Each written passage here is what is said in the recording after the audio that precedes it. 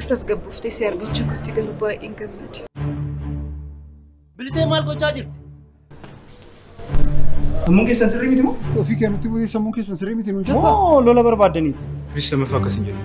Garuu gurbaa sareessan gatii isaa kaffaluuf hin qabu. Nuti hojii keenya of eeggannoo hojjenna.